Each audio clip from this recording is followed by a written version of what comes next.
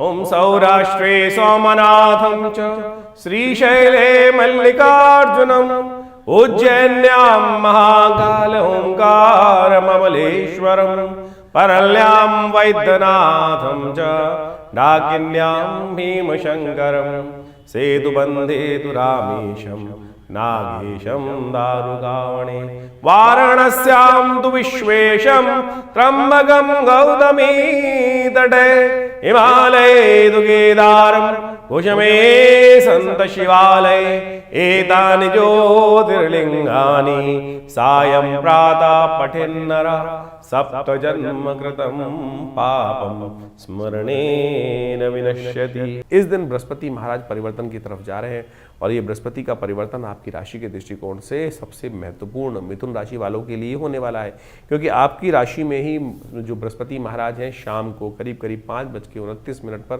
प्रवेश करने जा रहे हैं। वक्र गति से उल्टी चाल चलते हुए बृहस्पति महाराज आपकी राशि में पुनः आपके लिए एक नया रास्ता, बहुत बढ़िया चीज़ें खोलने के लिए उपस्थित होने जा रहे हैं, जो आपके लिए खासतौर पे किस्मत का दरवाज़ा खोलने के लायक साबित होती दिखाई देंगी। 12 वर्ष बाद बृहस्पति अतिचारी अवस्था में एक बार पुनः आपकी राशि में निकलने के बाद वापस आते दिखाई दे रहे हैं। एक बार पुनः आपको वो योग बनाकर दे रहे हैं कि आप उस समय को पूरी तरह से लाभ की तरफ, अपनी तरफ आने वाले 6 महीने खासतौर पर आपकी राशि के दृष्टिकोण से जबरदस्त रहने के योग बना सकते हैं। जैसे बृहस्पति वक्री हैं अभी, फिर मार्गी होंगे और फिर सही रास्ते पर जैसे ही आएंगे तो आप ये मान के चलना, ये आपके लिए आज से 2-3 महीने या 6 महीने का समय मान लीजिए, करीब करीब बहुत ज़बरदस्त साबित होने के लिए जाने वाले हैं। जो बृहस्पति पहले करके गए हैं, अब वो बृहस्पति पूरी ताकत में आपके साथ वो लाभ देने के, चीज़ों को प्रभाव करने के लिए आपकी आभा के द्वारा, आपके मंडल के द्वारा, आपके विशेषतः प्रभाव के द्वारा ऐसा जो योग बनने वाला है, जो मिथुन राशि वालों को बहुत ज़बरदस्त स्थिति सामने आने के योग बनते दिखाई देंगे। ऐसे में तरक्की के लिए खासतौर पर आपकी ध्यान रखना पड़ेगा। आपको अपनी जो पावर है, जो आपकी बुद्धिमत्ता है, उसका पूर्ण उपयोग करने की आवश्यकता है। आपकी एजुकेशन जितनी बढ़िया होगी उतनी ज़्यादा, यदि आपकी तालीम का आपको लाभ पूरी तरह से मिलने के योग इस वक्त दिखाई देते हैं। ये बृहस्पति 12 वर्ष बाद आपको आपकी योग्यता के अनुसार से लाभ देने की स्थिति में आ गए हैं। तो ये 6 महीने कुछ कर दिखाने के हैं आपके लिए, खासतौर पर सोने के लिए नहीं है, इस बात का ध्यान रखना। लेकिन यदि मंगल को आपने ताकत दी तब आपको खासतौर पर चीज़ मिलेगा। मंगल और शनि इस वक्त लगातार आपके लिए कुछ ना कुछ परेशानी खड़ी करते रहेंगे। तो ऐसे में खासतौर पर आपके लिए विशेष तौर पर एक बात ध्यान रखनी पड़ेगी, अपने से बहुत ज़्यादा बड़े जो लोग हैं उनका आशीर्वाद तो चाहिए, लेकिन उनके साथ काम करना आपके लिए थोड़ा भारी पड़ सकता है। क्यों? क्योंकि वो आपको अपनी तरफ चलाने का प्रयास करेंगे और इस वक्त ग्रह योग ये कह रहे हैं कि आपको अपनी ही बुद्धि का उपयोग करते हुए कार्य करने की ज़रूरत है। इसका कतई ये अर्थ नहीं कि आप बड़ों का, पिता का या किसी बड़े व्यक्ति का सम्मान ना करें। सम्मान नहीं किया तो फिर किस्मत बंद हो जाएगी। इस बात का ध्यान रखना। आपकी राशि में इस वक्त ये भी योग बन रहा है कि यदि किसी बड़े व्यक्ति का, पिता का सम्मान नहीं हुआ, आपने कहा नहीं मेरी चलाओ, तुम्हारी बात गलत है, ये नहीं, सम्मान के साथ, पंचों की राय शर्माते, नाला जहाँ गिरना है वहाँ गिरो। इस वक्त ये बात खासतौर पर ध्यान रखें। किस्मत को जगाने का यही सबसे बड़ा उपाय है। नित्य प्रति अपने माथे पर केसर का टीका या हल्दी का टीका, पीले रंग का इस्तेमाल, कैसे भी अपनी सीट पर कोई कपड़ा डाल लीजिए पीले रंग का, उसका इस्तेमाल करने का प्रयास करें। बृहस्पति का उपाय है, बृहस्पति के निमित्त ओम ग्रांग ग्रीं ग्रौंग से गुरुवे नमः इस मंत्र का यथाउचित भाव से जप करने का प्रयास करें। ये बृहस्पति का ट्रांजिट आपके लिए आने वाले 6 महीने में वारे न्यारे करने वाला साबित होगा। तो आपकी राशि के दृष्टिकोण से आपने समझा कि बृहस्पति का ये परिवर्तन आपको क्या प्रभाव देने वाला है। उनके उपाय भी आपको अच्छे से कर लेना चाहिए। देखिए, बृहस्पति ज्ञान का ग्रह है, वक्र अवस्था में वो राशि परिवर्तन कर वापस चलते चलते इस वक्त राशि परिवर्तन किए हैं और जो सबसे उच्च स्थान से प्राप्त होकर वो इस वक्त बुध की राशि में जो प्रवेश कर चुके हैं, उसका प्रभाव आपकी राशि के दृष्टिकोण से जो हो रहा है वो आपने अच्छे से समझा। इसका निदान भी अवश्य करने का प्रयास करें। सबसे श्रेष्ठ तो ये होगा कि बृहस्पति को शक्ति देने के लिए, उसका शुभ फल प्राप्त करने के लिए पीली चीज़ों का दान करने का प्रयास करें। पीली चीज़ों का दान, जैसे हो सकता है हल्दी का दान कर सकते हैं, किसी भंडारे में व्यवस्था हो हल्दी का दान करने का प्रयास करें। गौशाला में चने की दाल को भिगोकर दान करना एक बड़ा श्रेष्ठ उपाय माना जाता है।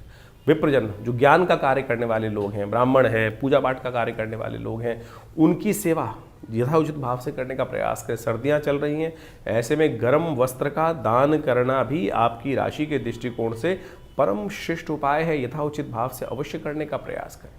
ये पीले रंग के वस्त्रों का दान, गर्म वस्त्रों का दान, ये और जो ज्ञान के क्षेत्र में कार्य कर रहे हैं, जो बच्चे पढ़ रहे हैं, उनमें धार्मिक पुस्तकों का वितरण कराना भी बृहस्पति को अद्भुत रूप से शक्ति प्रदान करेगा। बृहस्पति का मंत्र है ओम ग्रांग ग्रीं ग्रौंग सह गुरुवे नमः। छोटा सा मंत्र देख लीजिए, ओम ग्रांग ग्रीं ग्रौंग सह गुरुवे नमः। हमारे इस चैनल पर मंत्र सेक्शन में आप जाएंगे तो वहाँ ये मंत्र आपको इसका पूरा ऑडियो मिल जाएगा और उसको लगातार आप सुन भी सकते हैं। और बृहस्पति के इस जो नेगेटिव प्रभाव थोड़े बहुत होंगे उसको ठीक करने के लिए ये मंत्र सबसे श्रेष्ठ कार्य है।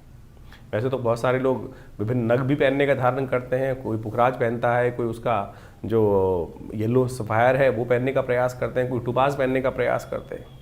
तो हम कहेंगे सबसे श्रेष्ठ जो है वो आप बृहस्पति को शक्ति देने के लिए बृहस्पति का मंत्र जप करने का प्रयास करें, दान करने का प्रयास करें, वो आपको अद्भुत रूप से लाभ देगा। एक बड़ा श्रेष्ठ उपाय है बृहस्पतिवार के दिन व्रत कर कर केले का पूजन करना, केले के पेड़ पर हल्दी वाले जल को अर्पित करना। ओम नमो नारायणाय इस मंत्र का स्तवन करते हुए भगवान विष्णु स्वरूप उस केले के पेड़ का पूजन करने से भी बृहस्पति के बहुत सारे नेगेटिव प्रभाव है, ये हमने प्रत्यक्ष रूप से देखा है कि बिल्कुल दूर होने के योग बन जाते हैं। और शास्त्र विधि के अनुसार से पुराणों में इसको बहुत वृहद रूप से समझाने का प्रयास किया गया है। तो आपकी राशि के दृष्टिकोण से बृहस्पति का ये परिवर्तन आने वाले करीब करीब 6 महीने में बहुत महत्वपूर्ण प्रभाव उत्पन्न करने वाला है।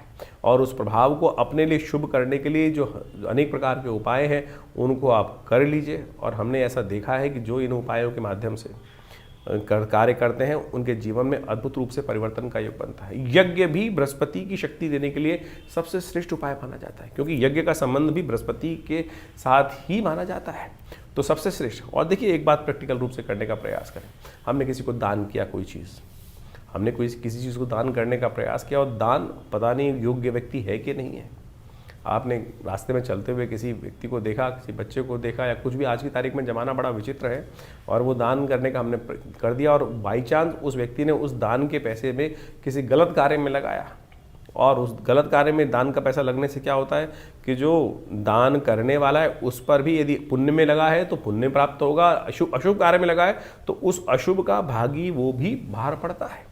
तो इसलिए, और भारतीय संस्कृति में कहा यज्ञ विज्ञान के अनुसार से दान देवता के निमित्त करने का प्रयास करें। यज्ञ में जो आहुति देते हैं, जो हम आहुति देते हैं मंत्र के द्वारा, ओम ग्रांग ग्रीं ग्रौंग सह गुरुवे स्वाहा, इस प्रकार से मंत्र जाके जो चावल की आहुति, तिल की आहुति, घी की आहुति, अन्न की आहुति दी जाती है यज्ञ कुंड में, वो देवता तक प्राप्त होती हैं। और वो सबसे श्रेष्ठ दान है, वो सबसे श्रेष्ठ दान मान लीजिए। तो रविवार को, हर रविवार को हम आश्रम पे जो विवेकानंद योगाश्रम में यज्ञ इत्यादि करते हैं, जो नित्य प्रति यज्ञ चलता है, वैसे तो रविवार के दिन सामूहिक तौर पे आप भी उसमें बैठ सकते हैं। सुबह 8 बजे से लेकर 10 बजे तक उसमें भंडारे की व्यवस्था रहती है, रामायण के स्वाध्याय की व्यवस्था रहती है। तो उसमें आप आकर अपने ग्रहों के उपचार के लिए, नवग्रह शांति के लिए स्वयं उस यज्ञ में भी भाग कम से कम रविवार को तो ले ही सकते हैं। बाकी दिन तो हमारे आश्रम की तरफ से व्यवस्था है कि जनसाधारण सीधी तरह से आके नहीं बैठ सकते, लेकिन रविवार वाले दिन समस्त लोग जो भी हैं आश्रम में, चाहे वो कैसे भी हैं, वो आप आकर रविवार के दिन सुबह 8 बजे से लेकर 10 साढ़े 10 बजे तक जो कार्यक्रम चलता है उसमें सम्मिलित हो सकते हैं। कोई शुल्क नहीं है। तो इसलिए इन समस्त जो पद्धतियां हैं आपके ग्रहों के अनुसार से इन उपायों को समझने का प्रयास करें। लेकिन फिर भी राशि के दृष्टिकोण से तो हमने आपको समझा दिया, लेकिन अपनी स्वयं की जन्मपत्री में जो इन ग्रहों का प्रभाव होने वाला है उसको अच्छे से समझने के लिए, सूक्ष्म दृष्टि से देखने के लिए दशाएं क्या चल रही हैं, अंतर दशाएं क्या चल रही हैं, नवांश इत्यादि में ग्रह की स्थिति क्या है, कहीं बाहर से देखने में केवल राशि के दृष्टिकोण से कर ले तो वो उसको और सूक्ष्म दृष्टिकोण से देखने का हमको प्रयास करना चाहिए। वो डिटेल एनालिसिस के लिए आप स्वयं निजी तौर पर हमारे आश्रम के साथ संबंध स्थापित कर कर अपनी जो व्यवस्थाएं हैं आश्रम के द्वारा उनको समझकर अपने निजी परामर्श के द्वारा अपने जो भी समस्याएं हैं उनको निदान करने के लिए कार्य करने का प्रयास कीजिए। बड़े भाग्य से हमको समय मिला है तो उसको ठीक से चलाएं जीवन को और शुभ करने का प्रयास करें। परिवार में शुभ रहे, तो इस प्रकार से इस ग्रह के प्रभाव को आपने समझा और आगे समझ लीजिए। तो ज्योतिष की ग्रह गणनाओं के अनुसार से अभी आपने देखा कि दिसंबर में ग्रहों का ये परिवर्तन का जो योग बन रहा है, चाहे वो बृहस्पति का सबसे बड़ा परिवर्तन होने जा रहा है, बृहस्पति पुनः आप राशि में प्रवेश कर रहे हैं मिथुन राशि में, और उसका प्रभाव जिस प्रकार से होगा बहुत तेज गति से होगा। अतिचारी बृहस्पति जिस प्रकार से बहुत जल्दी राशि परिवर्तन करने का योग बना रहे हैं, इसका प्रभाव व्यक्ति के जीवन में विशेष तौर पर समझना चाहिए। जिन राशि वालों के दृष्टिकोण से जिस प्रकार का योग बन रहा है उसके अनुसार से आपको अपने जीवन में जो उपाय हमने बताए हैं उनको करने का सही रूप से प्रयास करना चाहिए। सत्य माने ये ग्रहों की गणना जो है वो वास्तविक तौर पे आपके जीवन में ऐसा प्रभाव डालती है जो आपकी राशि के अनुसार से आपको समझ में आया है। और इस राशि के अनुसार से यदि नेगेटिव प्रभाव है तो उसको ठीक करने के लिए जो उपाय सरल रूप से हमने आपके समक्ष उपस्थित किए हैं, समय समय पर उसको अवश्य करते रहना चाहिए। जैसे इन दिनों हमने आपको बहुत सारे जो तिथि के अनुसार से योग बताए हैं, उन सबको अच्छे से समझ लें। सत्य माने ये पिशाच मोशनी जो तिथि आई थी उसके अंदर मैंने ऐसा प्रत्यक्ष रूप से देखा जो आपको अनुभव बताया है। हमने एक नहीं अनेक योग इस प्रकार के देखे हैं जो जिस प्रकार से तिथि के अनुसार से, शास्त्र के अनुसार से जो उपाय व्यक्ति कर लेते हैं तो उसके द्वारा जीवन में कष्टों का निवृत्ति का योग बन जाता है। नहीं तो भयावह जीवन है, चलता रहता है। देखिए बड़े भाग्य से मानुष तन पाया है। 84 लाख योनि के बाद इन सब से भटकते हुए हमने बड़ा श्रेष्ठ समय प्राप्त हुआ, हमको ये सुंदर कार्य करने का, सुंदर भोगों को प्राप्त करने का योग बना। लेकिन फिर भी यदि हमारे जीवन में कुछ ना कुछ हम उसको वैज्ञानिक तौर पर चीज़ों को समझकर परिवर्तन न लाएं तो फिर ये समय जो है व्यर्थ रूप से गंवा देंगे। इसलिए परिष्कृत पद्धति से भारतीय संस्कृति के ऋषि मुनियों ने हर चीज़ का निदान, सकल पदार्थ है जग माही, कर्महीन पुरुष पावत नाही।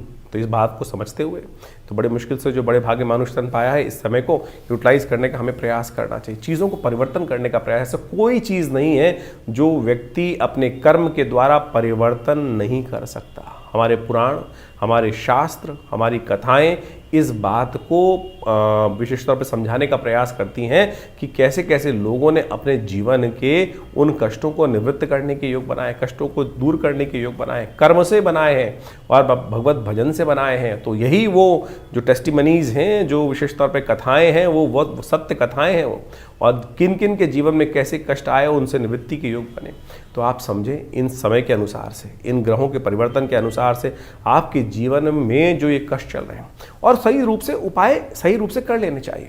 हमने इस कार्यक्रम के माध्यम से आपके समक्ष ज्योतिष की जो विभिन्न शाखाएं हैं, चाहे वो मंत्र विज्ञान के निदान के माध्यम है, चाहे वो दान के माध्यम से निदान का मार्ग है, या फिर वो विभिन्न प्रकार के जो भी और उपाय हो सकते हैं, चाहे वो शास्त्र में लाल किताब हो गए और विभिन्न पुस्तकों के माध्यम से, पाराशरी ज्योतिष के माध्यम से, वैदिक ज्योतिष के माध्यम से जो जो उपाय हो सकते हैं वो सरल रूप से हमने आपके समक्ष रखने का प्रयास किया है। आशा करते हैं इन सब चीज़ों को आप समझकर अपने जीवन में परिवर्तन, अपने बच्चों के जीवन में परिवर्तन, अपने समस्त प्रेमी जनों के जीवन में परिवर्तन लाने के लिए हमें सुंदर प्रयास करना चाहिए। एक बहुत सारे विचित्र भाव लोग कई बार पूछ लेते हैं, कई बार व्हाट्सएप भी करके भेजते हैं कि हमारी नाम राशि के अनुसार से भी क्या भविष्य मिलेगा। अरे बिल्कुल मिलेगा।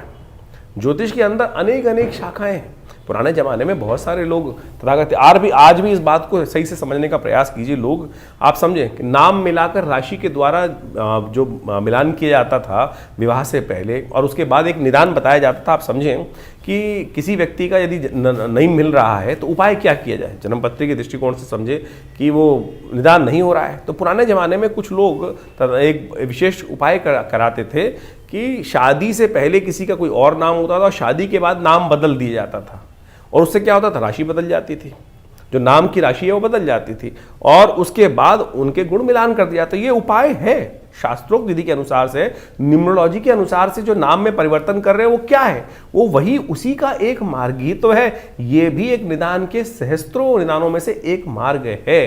तो इसलिए हर चीज़ का जवाब है।